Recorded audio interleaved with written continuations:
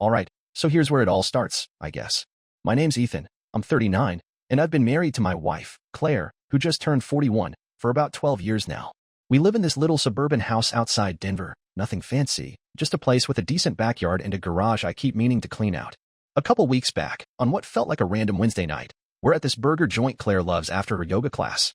I'm ordering us some food, double cheeseburger for me, some kale salad thing for her, and she's glued to her phone, scrolling like I'm not even there.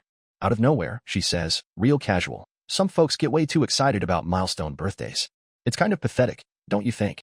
I chuckle, figuring she's poking fun at her coworker who threw a big bash for his wife's 50th with a live band and all.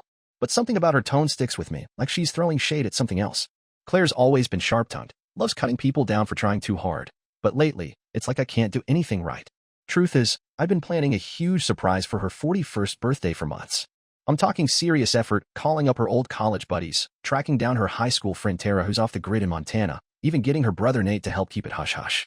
I booked this fancy rooftop venue downtown, hired a caterer who specializes in gluten-free stuff since Claire's been on that kick, and took unpaid leave from my job at the warehouse to pull it off. It was a lot, man.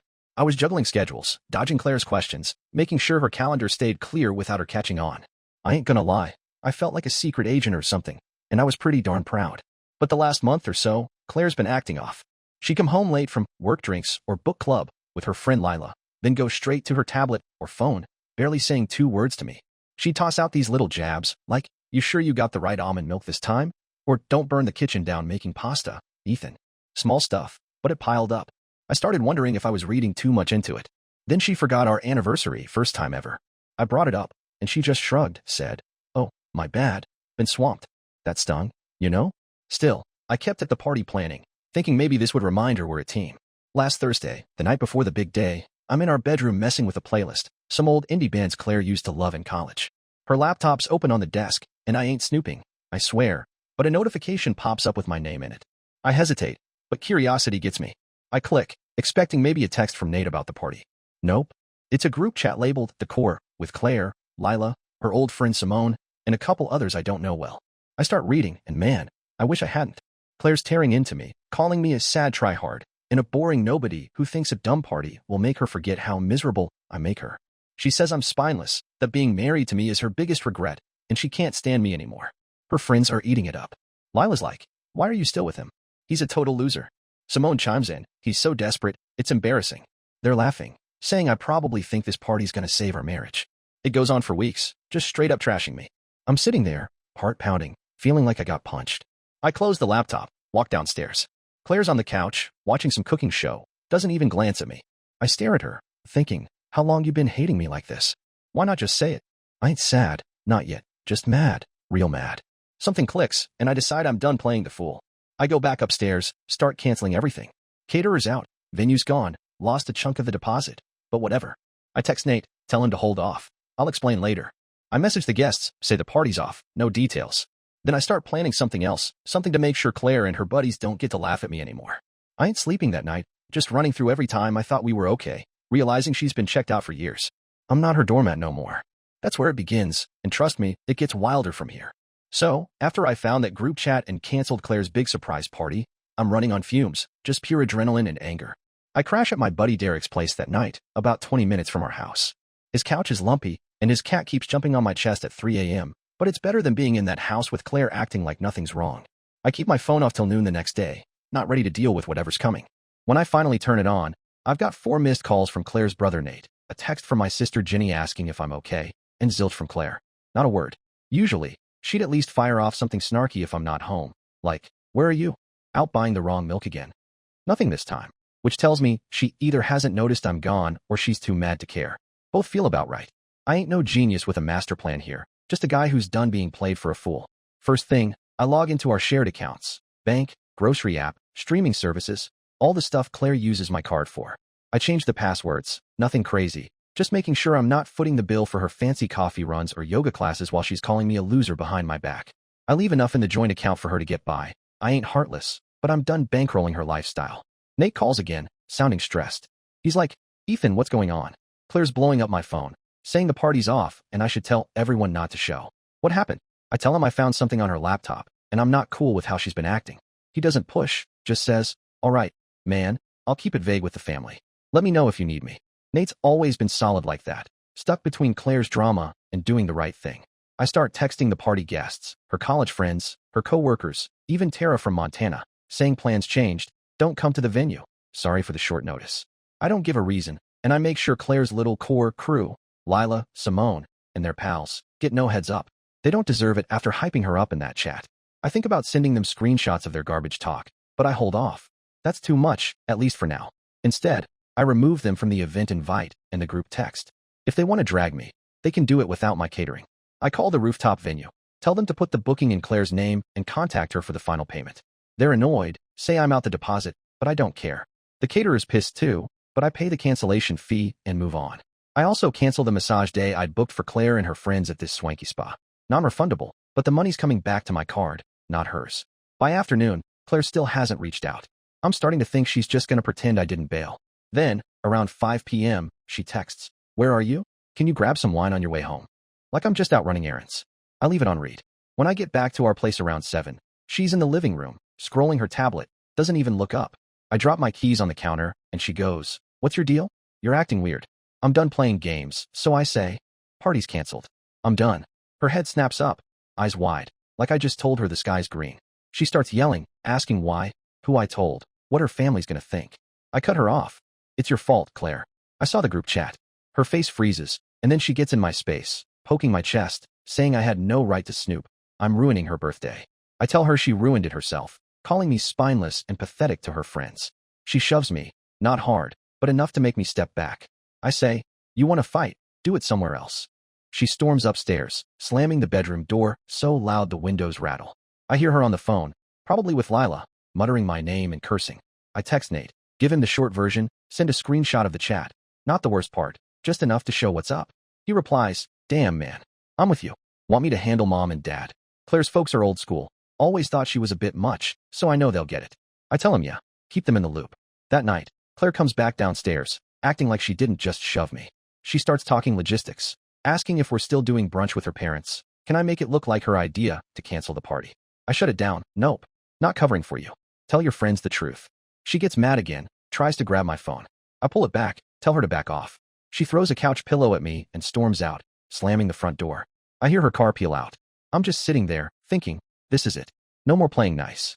I ain't her punching bag anymore, and whatever comes next, I'm ready. Man, the air in our house the next day is thick, like you could cut it with a knife. Claire's giving me the silent treatment, but it's not just quiet. She's making a point. She's banging dishes in the kitchen, slamming cabinet doors, blasting her music so loud it's rattling the windows. If I walk into a room, she walks out, head high, like I'm some stranger she can't stand. It's almost funny, except it's not. I'm still reeling from that group chat, her words burning in my head, calling me a boring nobody, a spineless tryhard, saying I'm her biggest regret. I keep thinking, how long you been feeling like this, Claire? Why not just talk to me? But I ain't sad no more. I'm pissed, and that's keeping me going. I'm at the kitchen table, sipping coffee, when my phone buzzes. It's Claire's brother, Nate, texting, "Mom's worried." Claire's sending weird messages, saying you bailed on the party. "You okay?" I reply, telling him I'm fine, just need space, and that Claire's got some explaining to do. He doesn't pry, just says, "Got your back, man." Meanwhile, Claire's friends start blowing up my phone. Lila, her college buddy who's never liked me, sends a snarky text. "What's with the party? You having a midlife crisis, or what?" I ignore it.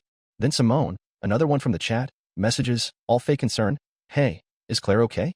Heard the party's off. Hope everything's alright." I don't buy it. I screenshot Lila's text and send it to Nate, who just replies, "Typical Lila. Focus on you." Nate's been through Claire's drama before, so he gets it. Claire's mom, Diane, calls later, which is rare. She's not big on phones. She's all soft-spoken, asking if Claire's alright, saying she got a cryptic text about everyone turning on her. I tell her to check in with Claire directly. I ain't playing messenger. Diane sighs, says, she's always been intense. Understatement of the year. That evening, I overhear Claire on the phone in the guest room, voice shaky, talking to someone, probably Lila. She's saying, nobody gets it. They're all siding with him. I'm not the villain here. Then she slams the door, followed by the closet door, like she's trying to break the house down. I almost laugh, but it's too heavy. The rooftop venue calls, asking if I'm still handling the booking. I tell them it's in Claire's name now, and they need to call her for the balance. The guy on the phone sounds irritated, says Claire's dodging their calls. I chuckle, say, yeah, good luck with that. Claire's on the hook for a hefty bill, and that deposit I lost is the least of her problems. They'll chase her down, no doubt. I also get a text from the caterer, confirming the cancellation and the fee I paid. At least that's done. Lila stirs more crap in a group text, claiming I'm controlling Claire's finances by locking her out of our joint accounts.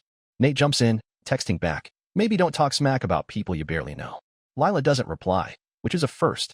Simone tries to play peacemaker, saying she just wants everyone to be cool, but it's weak, and she doesn't apologize. I don't respond. I'm done with their games. Claire finally corners me that night while I'm grabbing a beer from the fridge. She shoves my shoulder, hard, and starts yelling, "You're humiliating me. How dare you tell my family I messed up? You're making me look like the bad guy." I step back, keep my voice calm, and say, "You did that yourself, Claire. Maybe don't call me a loser in a group chat next time." She lunges for my phone, but I hold it out of reach. She slaps my arm, storms off, and texts Nate a novel about how I'm destroying her life. Nate forwards it to me, and it's all victim mode. Ethan's turning everyone against me. I didn't do anything wrong. Not a hint of accountability.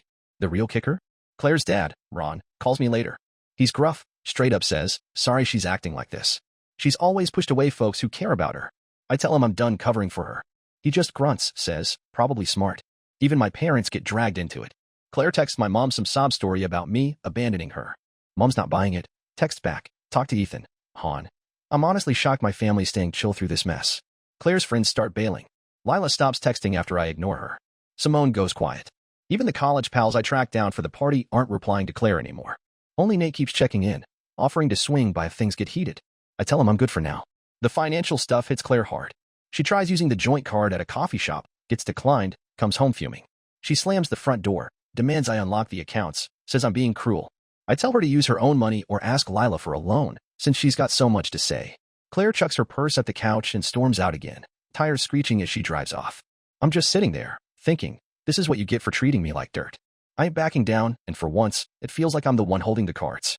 It's been a couple days since Claire's last blow up, and the house feels like a war zone where nobody's shooting but everybody's armed. She's still doing her thing, slamming doors, playing her music loud enough to wake the neighbors, scrolling her phone like it's her lifeline. If I'm in the room, she's out the door, throwing side-eye like I'm some guy who cut her off in traffic. It's exhausting, but I'm past caring. That group chat keeps replaying in my head, her calling me a boring nobody, saying I'm her biggest regret. I'm done trying to fix what she broke. I'm just waiting for the next shoe to drop, and man, it drops hard. My phone's buzzing nonstop now.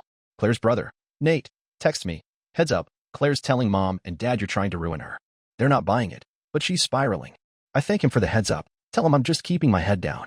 Then Lila, Claire's college friend, fires off another nasty message. Real classy, Ethan, bailing on Claire's birthday like a coward. I don't bite. Simone, the other chat buddy, sends a half-hearted text. Can we just talk this out? Claire's really upset. I leave them both on read. I forward Lila's text to Nate, who just says, ignore her. She's always been a drama starter. Nate's been a rock, but I can tell he's tired of being stuck in the middle. Claire's mom, Diane, calls again, voice all shaky. She says Claire's been texting her about how nobody's on her side, and I'm making her life impossible. I tell Diane I'm not the one trashing my spouse to my friends. She pauses, then says, Claire's always had a temper. Maybe she needs to figure this out herself. That's as close to taking my side as she's gonna get, but it's enough. Later, I overhear Claire on a video call in the bathroom, voice cracking, telling someone, probably Simone, I didn't mean for this to happen. Why's everyone acting like I'm the bad guy? She slams the door, then the medicine cabinet, like she's auditioning for a tantrum contest. The venue calls again, sounding fed up. They say Claire's still ghosting them, and they're ready to send the bill to collections if she doesn't pay up. I tell them good luck. I'm not involved anymore. The caterer emails, confirming the cancellation fees processed, and I feel a little lighter knowing that's one less thing on my plate. I check our joint accounts. Claire's tried logging in a few times, but the new passwords hold. She's burning through her own cash now, and I'm not covering her anymore. Things get weirder when Lila posts in a group chat I'm still in, accusing me of financial abuse for locking Claire out of her money. Nate shuts it down fast, texting, Ethan's not the one bad-mouthing his wife. Maybe check yourself, Lila. Lila goes quiet, but Simone chimes in, all wishy-washy. Let's just calm down, okay? Nobody's buying her act. I don't respond, just screenshot the whole thing for Nate. He says, they're digging their own graves. Stay out of it. Claire tries to confront me again, this time in the garage while I'm sorting tools. She comes in, arms crossed, and starts yelling. You're destroying everything. My family thinks I'm a monster because of you. I keep my cool, say, you wrote that chat, Claire. Not me. She grabs a wrench off the bench, not like she's gonna hit me, but just to make a point. I take it from her hand, set it down, and say, stop. She shoves me, harder this time, and storms back inside, slamming the door so hard a shelf rattles. Nate texts me Claire's latest rant, all about how I'm punishing her for nothing. She's still playing the victim, not owning a single word she said. The real twist comes when Claire's dad, Ron, pulls me aside at a coffee shop. He asked to meet, and I figure he's going to lecture me. Instead, he says, "Ethan, I've seen Claire do this before. She pushes people away, then blames them when they leave. You don't deserve this." I'm floored. I tell him I'm done cleaning up her messes. He nods, says, "Do what you gotta do." Even my sister, Ginny, gets roped in when Claire texts her some sob story about me abandoning her. Ginny's not having it, texts back, "Maybe you should talk to my brother. My family's got my back, and it's a weird kind of comfort." Claire's crew starts crumbling. Lila's not texting anymore, Simone's gone silent, and the other party guests I invited aren't answering Claire's calls. Only Nate keeps me in the loop, saying Claire's freaking out because her friends are bailing. The financial hit's getting real. She tries her card at a boutique, gets declined, comes home, and throws her keys at the wall. She screams at me to fix the accounts, says I'm starving her out. I tell her to ask Simone for help, since she's so supportive. Claire grabs her coat and bolts, tires screeching again. Here's where it gets wild. Nate tells me Claire's parents offered to cover the venue bill if she apologizes to me. She flat out refused, said she's not begging for something that's not her fault. Now she's stuck with a bill she can't pay, her friends are ghosting, and her family's pulling back. I'm not gonna lie, it feels good to watch her squirm after years of her treating me like a backup plan. I ain't happy, but I ain't sorry either. She's learning what happens when you burn every bridge, and I'm not throwing her a rope. The house is a ghost town now, just me and Claire circling each other like strangers stuck in a bad roommate situation. She's dialed back the door slamming, but the silence is worse, cold, heavy, like she's daring me to break it. She's glued to her phone, typing furiously, probably spinning her sob story to whoever's still listening. I'm done caring. That group chat still burned in my brain, her calling me a spineless tryhard, saying I'm her biggest regret. It's like a loop I can't shut off. I'm not sad anymore, just fed up, and I'm starting to see how long she's been checked out, treating me like some prop in her life. My phone's a war zone. Nate, Claire's brother, texts, "Claire's telling everyone you're trying to bankrupt her. Mom and Dad are worried, but they know she's full of it." I tell him I'm just protecting myself, and he replies, "Smart. She's losing it." Lila, Claire's college pal, sends another venomous text, "You're pathetic, Ethan," leaving Claire high and dry. I don't respond. Simone, the other chat vulture, tries her fake nice routine. "Can we just fix this?" Claire's struggling. I ignore her too. I send Lila's text to Nate, who says, "She's desperate. Let her crash and burn." Nate's seen Claire's patterns, charm people, use them, then flip when they don't play along. Claire's mom, Diane, calls, voice tight. She says Claire's been texting her nonstop, claiming I'm destroying her reputation. I tell Diane I'm not the one who wrote that chat. She sighs, says, Claire's always been her own worst enemy.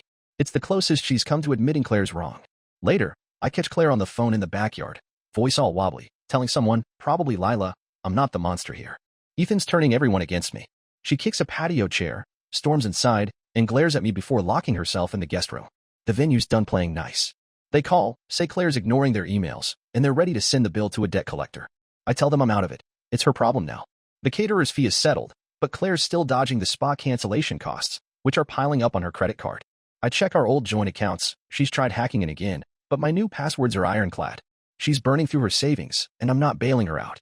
Lila keeps stirring the pot, texting the group chat that I'm abusing Claire by controlling her finances. Nate fires back, "Maybe don't trash Ethan to his face next time." Lila goes silent, and Simone's all, "Let's just be adults here," but it's too late. I screenshot the mess for Nate, who says, "They're imploding. Stay clear." Claire tries to ambush me in the living room, shoving my chest while I'm watching TV. "You're killing me, Ethan. My friends think I'm a liar because of you." I stand up, keep my voice steady. "You wrote those messages, Claire. Own it." She grabs my remote, throws it at the couch, and bolts upstairs, slamming the door so hard a picture frame falls off the wall. Nate forwards me her latest rant, pages of Ethan's ruining my life. I did nothing wrong. Still no apology. The game changer comes when Claire's dad, Ron, texts me, "Meet me at the diner tomorrow. We need to talk." I figure he's going to defend Claire, but when I show up, he looks tired, not mad. He says, "Ethan, Claire's been like this since she was a kid, pushing folks away, then playing victim. You're better than this." I tell him I'm done being her scapegoat. He nods, says, "I don't blame you. Protect yourself." My sister, Ginny, gets dragged in when Claire texts her, claiming I abandoned her. Ginny shuts it down. "Talk to Ethan, not me. My family's staying solid, and it's keeping me grounded." Claire's crew is falling apart. Lila's gone quiet, Simone's not texting, and the party guests I invited aren't answering Claire's calls. Nate says her friends are done with her drama. The financial pinch is real. She tries her card at a bar, gets declined, comes home, and chucks her purse at the counter. She screams, "Unlock the accounts, Ethan. This is cruel." I tell her to call Lila for a loan. She grabs her keys and peels out, leaving skid marks in the driveway. Nate tells me Claire's parents offered to pay the venue if she owns up to her crap. She refused, said it's all Ethan's fault. Now she's drowning in debt, her friends are ghosting, and I'm not budging. For the first time, I feel like I'm not just reacting. I'm in control, and it's a strange kind of power. Things are getting crazier, and I'm just trying to keep my head above water. Claire's gone from silent glares to full-on chaos mode, like a tornado tearing through our house. She's not just slamming doors now, she's throwing stuff, leaving dishes in the sink, blasting her music at 2 a.m. like she wants me to crack. I'm sleeping on the couch, not because she kicked me out, but because I can't stand being in the same room as her. That group chat's still haunting me, her calling me a boring nobody, saying she regrets me. It's like a knife that keeps twisting, but it's also why I'm not backing down. I'm done being her punching bag. My phone's a battlefield. Nate texts, Claire's telling Mom you're trying to make her homeless. They're not falling for it, but she's desperate. I tell him I'm just covering my bases, and he says, good call. She's unraveling. Lila sends a venomous text, you're a joke, Ethan, ruining Claire's life. I don't reply. Simone tries her usual fake concern. Claire's hurting. Can we talk? I ignore her. I send Lila's text to Nate, who says, she's grasping at straws. Let her sink. Claire's mom, Diane, calls, sounding drained. She says Claire's been texting her about losing everything because of me. I tell her Claire's the one who trashed me to her friends. Diane says, she's always been stubborn. I'm sorry, Ethan. It's not much, but it's something. I catch Claire on the phone in the garage, voice breaking, telling someone, probably Simone, I didn't mean for it to go this far. Why's everyone abandoning me? She kicks a toolbox, storms inside, and locks herself in the bathroom. The venue's done waiting, they email me, saying they're sending Claire's bill to collections. I reply, not my problem. Talk to her. The spa's still chasing her for the cancellation fees, and her credit card's maxed out. I've locked down all our old joint accounts, she's got no access. She's scrambling, and I'm not lifting a finger. Lila keeps the drama going, texting the group chat that I'm starving Claire out. Nate claps back. Maybe don't call Ethan a loser next time. Lila doesn't respond, and Simone's all, let's just chill, but nobody's listening. I screenshot it for Nate, who says, they're done. Focus on you. Claire tries to corner me in the kitchen, shoving my shoulder while I'm making coffee. You're a coward, Ethan. You're making me look like garbage. I keep calm, say, you did that yourself, Claire. Those were your words. She grabs a mug, smashes it on the counter, and storms out. Glass shards everywhere. Nate sends me her latest text rant. Ethan's destroying me. I'm innocent. Still no accountability. The big shift comes when my boss, Mike, pulls me aside at work. I've been distracted, and he's noticed. I spill a bit, not everything, just that Claire's been rough, and I'm figuring things out. He says, man, you don't need the noise. Crash at my place if you need to. It's a lifeline I didn't expect. My sister, Ginny, calls after Claire texts her again, claiming I'm ruining her future. Ginny's fed up. Text Claire. Stop lying to me. Talk to Ethan. Claire's dad, Ron, texts too. Hang in there. Claire's gotta face herself eventually. My family and even my boss are rallying, and it's keeping me steady. Claire's world's collapsing. Lila's blocked me, Simone's gone dark, and her other friends aren't answering her. Nate says she's panicking because nobody's buying her story. She tries her card at a restaurant, gets declined, comes home, and throws her phone at the couch. Fix this, Ethan. She screams. I tell her to ask her core crew for help. She grabs her purse and bolts, car screeching. Nate says Claire's parents offered to cover her debts if she apologizes to me and gets counseling. She laughed it off, said she's not crazy, and I'm the problem. Now she's drowning in bills, her friends are gone, and her family's stepping back. I'm not gloating, but I'm not sorry either. She built this mess, and I'm not cleaning it up. I'm starting to think about what's next for me, not her. It's like living in a pressure cooker now, and I'm just waiting for the lid to blow. Claire's gone quiet, but it's not peace. It's the kind of quiet that makes your skin crawl, like she's plotting something. She's tiptoeing around, clutching her phone like it's her last friend, sneaking glances at my laptop when she thinks I'm not looking. I'm sleeping in the guest room, door locked, because I don't trust her not to flip out. That group chat's still eating at me, her calling me a spineless tryhard, saying I'm her biggest regret. It's fuel, keeping me focused. I'm not her doormat anymore, and I'm starting to see a way out. My phone's a mess of notifications. Nate texts, Claire's telling Dad you're trying to ruin her career. They're done with her excuses. I tell him I'm just protecting my future, and he says, you're doing right. She's cornered. Lila sends one last nasty text. You're trash, Ethan, for doing this to Claire. I block her. Simone tries her usual. Claire's a wreck. Can we talk? I block her too. I send Nate a heads up about Lila, and he says, she's out of moves. Stay strong. Claire's mom, Diane, texts, not calls, saying Claire's been begging her for money, claiming I've cut her off completely. I text back that Claire's got her own accounts. She's just mad I'm not paying her way. Diane doesn't reply, but I know she's done enabling her. I overhear Claire in the bathroom, on speakerphone with someone, maybe a coworker, sobbing. I'm losing everything, and Ethan's making it worse. Why's nobody helping me? She slams the door, then the shower starts, probably to drown out her crying. The venue's not messing around. They send me a final email, saying they've handed Claire's bill to a collector. I reply, her debt, not mine. The spa's still after her, and her credit's tanking. I've secured all my accounts. She's got nothing from me. Claire tries one last stand in the dining room, cornering me while I'm sorting bills. She shoves my shoulder, hard, and screams, "You're a monster, Ethan. You're ruining my life." I step back, say, "You ruined it when you called me a nobody to your friends." She grabs a stack of papers, throws them at me, and runs upstairs, slamming the door. Nate sends me her latest text, a novel about how I'm evil and she's innocent. No apology, just blame. The turning point comes when Nate shows up at the house, unannounced. He says, "Ethan, you gotta get out." Claire's talking crazy, saying she'll make you pay. I tell him I'm planning my exit, just need a few days. He offers a spare room, says, "Your family, man. We got you." My sister, Jenny, calls, furious after Claire's latest text claiming I'm stealing her life. Jenny texts Claire, "Grow up and face Ethan." Claire's dad, Ron, calls, says she's hit rock bottom. You don't owe her anything. Even my boss, Mike, texts, offering his cabin if I need a breather. It's humbling, knowing I've got people in my corner. Claire's empire's in ruins. Lila's gone, Simone's ghosted, and her other friends aren't picking up. Nate says she's begging coworkers for loans, but nobody's biting.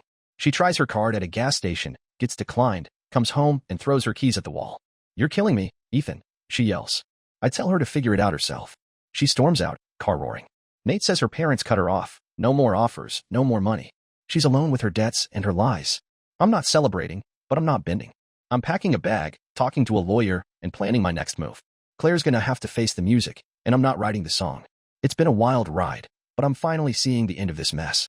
Claire's gone full ghost now, barely in the house, probably crashing with some coworker who's still buying her sob story. When she is here, it's like she's a shadow, quiet, skittish, avoiding me like I'm the plague. I'm staying at Nate's place most nights, his spare room a lot better than that couch. I've got my stuff in boxes, ready to move out for good. That group chat's still in my head, Claire calling me a boring nobody, saying I'm her biggest regret, but it's not pain anymore. It's clarity. I see her for who she is, and I'm done letting her define me. My phone's quieter now. Nate texts, "Claire's trying to borrow money from Dad again." He told her no. I thank him for the update. Tell him I'm almost out. Lila and Simone are gone, blocked and forgotten. Claire's mom, Diane, sends a short text. "I'm sorry, Ethan. We should have stepped in sooner." I don't reply. There's nothing left to say. Claire's dad, Ron, calls, says, "You're a good man. Claire's got to grow up now." My sister, Jenny, checks in, says she's proud of me for standing up.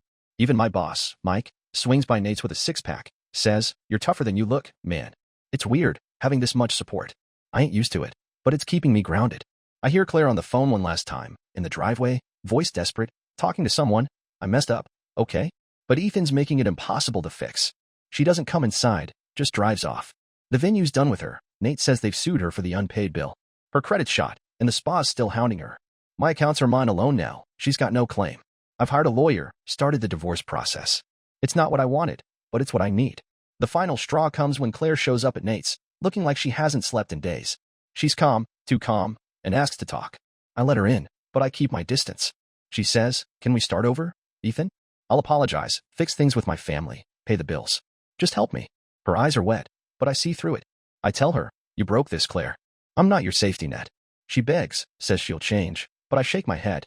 You had years to change. I'm done. She grabs my arm. I pull away. She doesn't shove or slam anything this time, just leaves, head down, car creeping out slow. I move into a small apartment the next week, nothing fancy, just mine. Nate helps with the boxes, Jenny brings pizza, and Mike swings by with a spare chair. Claire's still texting, leaving voicemails, sorry 1 minute, angry the next. I block her.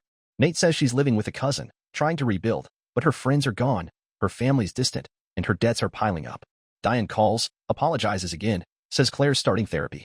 I wish her well, but I'm not part of that story anymore. I'm not gonna lie, it's lonely sometimes, but it's a clean kind of lonely. I'm working extra shifts, saving up, even joined a hiking group Mike's part of. I'm not the spineless tryhard Claire thought I was. I'm just Ethan, figuring out what's next. Claire wanted to paint me as the bad guy, but she's the one left with the mess.